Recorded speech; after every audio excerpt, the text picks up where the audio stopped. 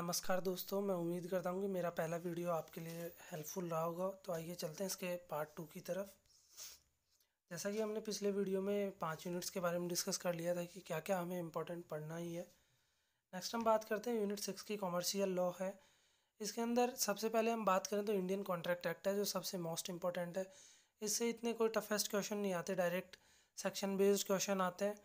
जैसे इस यूनिट के 10 क्वेश्चन होते हैं तो उसमें से 4 से 5 क्वेश्चन इंडियन कॉन्ट्रैक्ट एक्ट अकेला कवर कर लेता है। उसमें कुछ एक केस लॉज हैं जो रिपीटेड ही पूछे जाते हैं। लीडिंग केस लॉ है, मौरी बीवी वर्सेस धर्मोदास घोष का केस है। ये सब नॉर्मली सभी को पता होता है। तो ऐसे कुछ केस है, जैसे सेक्शन 56 है, फ्रस्ट्रेशन ऑफ कॉन्ट्रैक्ट है। उसमें पहले कौन सा केस आया था, टेलर वर्सेस कार्डवेल का आया था। ये सब मतलब अपने को सीरीज़ में उसमें ये ध्यान रखना है। केस लॉज भी हमें देखना है और साथ में अपने को इसके अंदर सेक्शंस पे भी फोकस रखना है। जैसे मेन सेक्शंस हो गई, डेफिनेशन क्लोज से भी डायरेक्ट आ जाता है। प्रपोजल व्हेन एक्सेप्टेड बिकम्स है, ऑप्शन में पूछ लेता है क्या होगा, प्रॉमिस होगा क्या होगा। तो इजी सा क्वेश्चन आता है। जैसे सेक्शन 2D है, वो 25 से रिलेट करके पूछ लेता है। डायरेक्ट की एक्चुअल लैंग्वेज पूछ लेता है। 25 क्लॉज 1 में क्या दे रखा है, क्लॉज 2 में क्या दे रखा है। तो ये बात हुई कॉन्ट्रैक्ट एक्ट की। फिर बात करते हैं जो सेल्स ऑफ गुड्स एक्ट है एंड पार्टनरशिप एक्ट है। ये दोनों एक्ट इतने कोई डीपली सब्जेक्ट नहीं है। इसमें ऊपर से क्वेश्चन आता है जो मैं मानता हूँ फ्री के क्वेश्चन है। इसमें आप एक बार इनकी बैरेक्ट्स की रीडिंग लगा लीजिए। इसमें केस लॉ का कोई क्वेश्चन नहीं आता, इसमें जनरल सेंस का एक क्वेश्चन आता है। तो अपने को इन दोनों को अच्छे से देखना है। लास्ट में बचता है कंपनी लॉ। तो कंपनी लॉ में अपन बात करें तो इसमें इंपॉर्टेंट है डायरेक्टर्स है, कॉरपोरेट सोशल रिस्पॉन्सिबिलिटी है, प्रॉस्पेक्टस है। कई बार उनका डायरेक्ट सेक्शन पूछता है कि सेल्फ प्रॉस्पेक्टस किस में है, रेड हेयरिंग किस में है। तो थोड़ा सा फोकस अपने को एक तो कंपनी लॉ पे करना है और एक इंडियन कॉन्ट्रैक्ट एक्ट पे करना है। इसके अंदर वैसे NI एक्ट भी दे रखा है, उसका कोई इतना कोई इंपॉर्टेंट क्वेश्चन नहीं आता। जैसे इस यूनिट के 8-10 क्वेश्चन मान के चलते हैं तो आराम से इसमें बन जाते हैं। नेक्स्ट हम बात करते हैं फैमिली लॉ। ये भी मोस्ट स्कोरिंग सब्जेक्ट है। कई लोगों को ये टफ भी लगता है, कई के लिए इजी भी होता है। लेकिन इसको हैंडल करने की अप्रोच क्या है, बैरेक्ट। बैरेक्ट अपने को सबसे पहले कि फैमिली लॉज में जैसे हिंदू लॉ अपना कॉडिफाइड है, तो उसके अंदर अपने को पूरा ध्यान होना चाहिए कि हिंदू मैरिज एक्ट में कितनी सेक्शंस हैं। और उसमें भी कुछ एक इम्पोर्टेंट सेक्शंस ही हैं। जैसे उसका डेफिनेशन क्लोज है, सेक्शन 3 में दे रखा है। प्रोहिबिटेड रिलेशनशिप क्या क्या है, सैपिंडा की किस में दे रखी है। और फिर सेक्शन 5 में है मोनोगेमी पूछ लेता है क्या होता है, एक्सोगेमी क्या होता है वो पूछ लेता है। वैलिड मैरिज के ग्राउंड्स पूछता है, फिर उसकी पनिशमेंट पूछता है। सेक्शन 17 है, 18 है, IPC में भी है। अब उसका वो एग्जामिनर वहाँ असर्शन और रीजन का क्वेश्चन बनाता है कि मतलब आपका जो 494 है, सेक्शन 17 में भी उसको पनिशमेंट मिलेगा, असर्शन रीजन। तो प्रैक्टिकल क्वेश्चन भी आता है, इतना टफ नहीं होता, आराम से बन जाता है। फिर बात करते हैं एक हिंदू अडॉप्शन एंड मेंटेनेंस का। लगभग अपन देखते हैं हर एक एग्ज़ाम में मेंटेनेंस का पूछता है कि मेंटेनेंस ऑफ वाइफ क्या है, maintenance of daughter in law क्या है, डिपेंडेंट्स की डेफिनेशन कहाँ है, कौन अडॉप्शन ले सकता है, कौन दे सकता है। ये छोटे छोटे एक्ट्स हैं जिनकी 20-25 सेक्शन है जो अपने को मैनर में पूरी लर्न होनी चाहिए। केस लॉज का इसमें रहता है, 1-2 क्वेश्चन रहता है, इतना नहीं रहता। जैसे क्रूएल्टी का है, दास्ताने वर्सेस दास्ताने हैं। ये सब मतलब अपने को इम्पोर्टेंट ध्यान रखना है। बाकी बैरेक्ट पे अगर कमांड होगा तो इसके क्वेश्चंस बन जाते हैं। फिर बात करते हैं डाइवोर्स के ग्राउंड्स की। अब इसको आप डाइवोर्स को जैसे अपने 2019 में एक डाइवोर्स का जो ग्राउंड था वनरेबल डिजीजेस का, शायद वो रिपील हो चुका है। वो भी अपने को ध्यान में रखना है, कितने टोटल ग्राउंड्स है, कौन सी सेक्शन है। 13(1)(1)(a) है, उसमें क्या है। तो पूरा अपने को डाइवोर्स का सेक्शन तो एकदम अच्छे से याद होना चाहिए। फिर डाइवोर्स की क्या थ्योरीज हैं कुछ, तो नेट का अपने को पता है फिलोसफिकल पेपर होता है तो थ्योरीज का पूछ लेता है। Break down of theory of marriage क्या है। इधर हम मॉमडन लॉ की बात करें तो मॉमडन लॉ में मतलब वाइफ को कौन कौन से ग्राउंड्स हैं। और जो अपना ऑनरेबल सुप्रीम कोर्ट का जजमेंट आया था 3 तलाक को लेकर, जिसको तलाकुल सुन्नत और तलाकुल बिद्दत था, वो जिसको अनकॉन्स्टिट्यूशनल कहा था। तो उसका भी बड़ा क्वेश्चन बना देते हैं कि उसमें कौन से जस्टिस थे, उसका क्या इफ़ेक्ट रहा, क्या उनका जजमेंट था। तो ये सब चीज़ें अपने को डीपली थोड़ा सा डाइवोर्स को अच्छे से पढ़ना है। सिर्फ वाइफ के पास कौन से राइट्स हैं। फिर एक इसमें मैंने लिख रखा ऑप्शन ऑफ पबर्टी। ये एक इम्पॉर्टेंट टॉपिक है, अपने को पता होना चाहिए कि यौवनागम की मतलब एज क्या है। हिंदू लॉ में ये डिफरेंट है और मोमडन लॉ में ये डिफरेंट है। ये आपको अच्छे से देखना है, इसका भी क्वेश्चन ये इंपॉर्टेंट टॉपिक है, बन जाता है। नेक्स्ट हम बात करते हैं यूनिट जो 8 है एनवायरमेंटल लॉ। पर्सनली मैं इसकी बात करूँ, ये मुझे बहुत इंटरेस्टिंग सब्जेक्ट लगता है और ये जैसा मेरा मानना है कि हर एक लॉ स्टूडेंट को इसका पता होना चाहिए कि अपने आसपास क्या ये डायरेक्टली जुडिशियल एक्टिविज्म से जुड़ा हुआ है कि अपना ऑनरेबल सुप्रीम कोर्ट कितना चीज़ों को लेकर सजग है कि आने वाली पुश्तों के लिए हम उसको सेव रख पाएँ। सस्टेनेबल डेवलपमेंट जिसे कहते हैं, स्टॉकहोम कन्वेंशन है इसके अंदर सबसे इम्पोर्टेंट। फिर उसके अंदर अपन बात करें कि गाली है, मॉन्ट्रियल है, कन्वेंशन ऑन बायोलॉजिकल डाइवर्सिटीज़ है।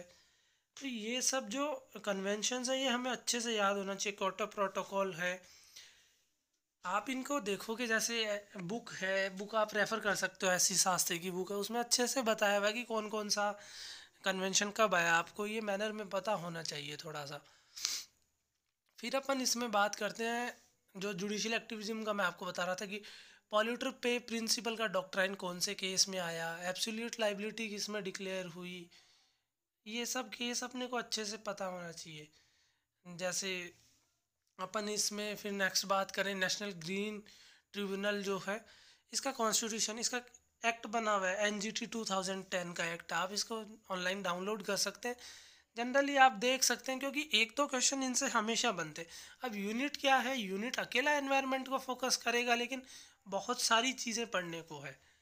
पर्टिकुलरली अगर अपन इसी को पढ़ना चाहें तो 1 महीना लग सकता है, लेकिन अपने पास इतना टाइम नहीं है। तो मैं आपको इम्पोर्टेंट बताने की कोशिश कर रहा हूँ कि जैसे आप इन टॉपिक्स को ज़रूर पढ़ के जाएँ। NGT क्या है, नेशनल ग्रीन ट्रिब्यूनल है, कब एस्टाब्लिश हुआ और इसमें कौन कौन होते हैं, किसकी सिफारिश पे ये बनता है, कौन इसका चेयरपर्सन होता है, कमेटी में कितने मेंबर्स होते हैं, उनकी क्वालिफिकेशंस क्या है, इनका क्वेश्चन बनता है। इंटरनेशनल पर्सपेक्टिव की बात करें तो इंटरनेशनल पर्सपेक्टिव में लिनक्स का केस है, ये अपने को अच्छे से ध्यान होना चाहिए। 2-3 केस लो हैं जो इंटरनेशनल पर्सपेक्टिव में हर बार रिपीटेडली पूछे जाते हैं। इसके अंदर साथ ही में women and child related convention दे रखा है। वुमेन एंड चाइल्ड रिलेटेड जो कन्वेंशंस हैं इसकी अपन बात करें तो नेशनल कमीशन फॉर वुमेन बना हुआ है, जो national commission for women act 1990 से आया। बेटी बचाओ बेटी पढ़ाओ इसका स्लोगन था। इसका स्ट्रक्चर क्या है पूरा पता होना चाहिए। National commission for SC and ST किससे आया, 65th amendment and 89th amendment था इसके अंदर। इसका कंपोजिशन क्या है। लास्ट टाइम 2020 में भी एक क्वेश्चन आया था कि NCW whether a constitutional body, इस टाइप का कुछ क्वेश्चन था। तो अपने को पूरा पता होना चाहिए क्यों एस्टेब्लिश हुआ, कैसे हुआ। और फिर अपन नेक्स्ट इसमें बात करते हैं UDHR, universal declaration of human rights. As a human being मतलब अपने को ये ध्यान होना चाहिए कि ये क्यों बना, ह्यूमन राइट्स किसका, इसका इवोल्यूशन कैसे है। इसमें टोटल 30 आर्टिकल्स है। एक मतलब अपन बात करें तो एक जनरली हर एक किसी इंसान को पता होना चाहिए कि उसके मानव होने के भी कुछ अधिकार हैं।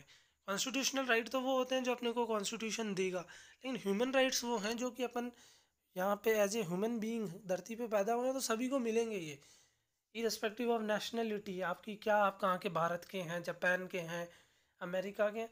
तो UDHR को आप कंपैरेटिवली पढ़ोगे। अपने आर्टिकल 21 में जो लाइफ एंड लिबर्टी की बात करता है, UDHR का आर्टिकल 3 उसकी बात करता है। तो अपने को अच्छे से पता होना चाहिए। बच्चों को लेकर उसमें प्रोविज़न दे रखा है, 30 आर्टिकल्स ही है, बहुत इंटरेस्टिंग है। आप इसको डाउनलोड कर लीजिए, बाकी ये इम्पोर्टेंट आप। नेक्स्ट हम बात करते हैं यूनिट 9 और 10 है कि जैसे मैंने आपको 8 यूनिट्स का बता दिया बहुत थॉरोली। 9 और 10 ऐसे हैं, किसी ने जैसे IPR में स्पेशलाइजेशन कर रखा है तो उसके लिए तो ठीक है, गुड है, वो कर सकता है। लेकिन अपने को IPR में इतना ही ध्यान रखना है कि जैसे डेफिनेशन है, ट्रेडमार्क एक्ट है, उसकी ट्रेडमार्क की डेफिनेशन कहाँ है, कॉपीराइट है, कॉपीराइट आया कहाँ से, इसमें कौन कौन सी ट्रिटीज़ हैं। तो इन एक्ट का बेसिक अपने को पता है। आप बहुत ज़्यादा डीप में जाने की कोशिश करेंगे तो इतना टाइम भी नहीं है शायद। और जैसे 10 के 10 यूनिट भी अपन ऐसे नहीं कर सकते कि अपने को कम्प्लीटली आए। तो मेरी पर्सनली यही आपको मतलब ओपिनियन है जो भी। तो आप जैसे main focus on definition close direct आप ले लीजिए IPR का, कौन कौन से में डेफिनेशंस आप पीछे के पेपर उठा के दे सकते हैं, जैसे ये अभी रिसेंटली ऐड हुआ है 2-3 सालों में ही, तो इसके डेफिनेशन के क्वेश्चन आते हैं डायरेक्टली, तो डेफिनेशन क्लॉज होता है। फिर इसी आईपीआर में कुछ थ्योरीज दे रखी हैं, जैसे पर्सनहुड थ्योरी है, यूटिलिटेरियन थ्योरी है, स्वेट डॉक्ट्राइन है। ये आईपीआर के आने के पीछे मकसद क्या है, मतलब जिसने बनाया उसी को तो उसका बेनिफिट मिलना चाहिए, तो इन थ्योरी से 1-2 क्वेश्चन बन जाता है। फिर बात करते हैं अपन ट्रिप्स की। ट्रिप्स एग्रीमेंट है। ट्रिप्स एग्रीमेंट जैसे इसमें मेजर ट्रीटीज़ एंड कन्वेंशन का अपने को ध्यान में रखना है। सबसे पहले आईपीआर जब बना तो सबसे पहले पेरिस कन्वेंशन आया था जो 1883 का है, बर्न कन्वेंशन 1886 का है, वीपो ट्रीटी है, बुडापेस्ट ट्रीटी है, हैग कन्वेंशन है, ट्रिप्स एग्रीमेंट 1994 का है, मराकेश ट्रीटी। अपने को इसका क्रोनोलॉजिकली पता होना चाहिए कि इनका मकसद क्या था और ये कब कब आए हैं। फिर अपन बात करते हैं इसके अंदर आईटी एक्ट की। आईटी एक्ट क्या है, 2000 में आया, तो इसकी जो चैप्टर 11 है शायद ऑफेंसेस से बात करता है, उसका अपने को पता होना चाहिए। आईपीसी से इसको रिलेट करके पढ़ सकते हैं कि आजकल इन्फ्रिंजमेंट कैसे होगा, साइबर लॉज के जो भी इन्फ्रिंजमेंट्स हो रहे हैं, ये सारा अपने को अच्छे से ध्यान रखना है। मेरे हिसाब से इतना इसमें यूनिट 9 में सफिशियंट रहेगा। चैप्टर 10 की हम बात करें तो चैप्टर 10 इस टाइप का है कि आपको 9 जो यूनिट्स आपने अब तक जो भी लॉ पढ़ा उसका कंपैरेटिवली आपको स्टडी करना है, अपने इंडियन कॉन्टेक्स्ट में क्या चल रहा है एंड अदर कंट्रीज़ में क्या सिस्टम है। जैसे हम बात करें फॉर्म्स ऑफ गवर्नमेंट है, अपने यहाँ पार्लियामेंट्री सिस्टम है, यूएस में प्रेसिडेंशियल फॉर्म ऑफ गवर्नमेंट है, तो ये आपके इंटरेस्ट पे डिपेंड करता है। ये इतने इवॉल्विंग सब्जेक्ट्स हैं, इनका कोई पर्टिकुलरली इनकी बुक नहीं होती, कोई भी इनका मटेरियल नहीं है, लेकिन it totally depends on your interest की, मतलब आप कितना इस चीज़ को समझने की कोशिश करते हैं, आपको लॉ को कितना अपनी लाइफ में अपनाना चाहते हैं। मॉडल्स ऑफ फेडरलिज्म है, यूएसए का पूछ रखा है, कनाडा का पूछ रखा है। ऑम्समैन, ऑम्समैन जिसको लोकपाल बोलते हैं अपन, ये इसका ओरिजिन कहाँ से हुआ, स्वीडन, यूके एंड इंडिया, इनकी इसकी कंपैरेटिवली पूछ रखा है। बात करें ये सब्जेक्ट थोड़ा यूनिट 2 जो है अपना कॉन्स्टिट्यूशन उससे जुड़ा हुआ है। जैसे अमेंडमेंट ऑफ द कॉन्स्टिट्यूशन, अब इंडियन कॉन्स्टिट्यूशन का अमेंडमेंट आर्टिकल 368 है, साथ में इन्होंने यूएसए एंड साउथ अफ्रीका का भी पूछ रखा है। तो आपको इंटरेस्ट पैदा करना पड़ेगा कि अपनी कंट्री में ऐसे होता है तो फिर साउथ अफ्रीका में कैसे हो रहा है, यूएसए में क्या हो रहा है। Right to information RTI act अपने 2005 का बना हुआ है, तो इसका ओरिजिन कहाँ से हुआ, यूएसए का पूछा है, यूके का पूछा है, फिर इंडिया का पूछा है। Rule of law, rule of law है जो डाइसी का नाम आता है, डाइसी से पहले भी जो थे उनकी वजह से रूल ऑफ लॉ आया, ये भी आपको अच्छे से देखना है।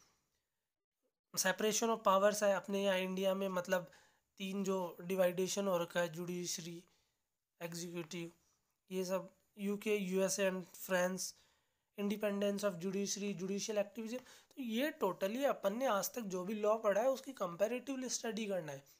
इसका कोई पर्टिकुलरली आपको कोई बुक नहीं मिलेगा, कुछ आपको कोई गाइड नहीं मिलेगी, आपको खुद को इंटरेस्ट पैदा करना पड़ेगा। तो गाइज मैं आपसे होप करता हूँ आपको ये वीडियो भी काफ़ी हेल्पफुल रहे। जैसा कि आपने कमेंट्स में पहले भी बताया, आप मुझे इस वीडियो के बारे में भी ज़रूर अपनी राय दें, या मैं आपको कौन सा टॉपिक पढ़ाऊँ ये भी आप मुझे बता सकते हैं।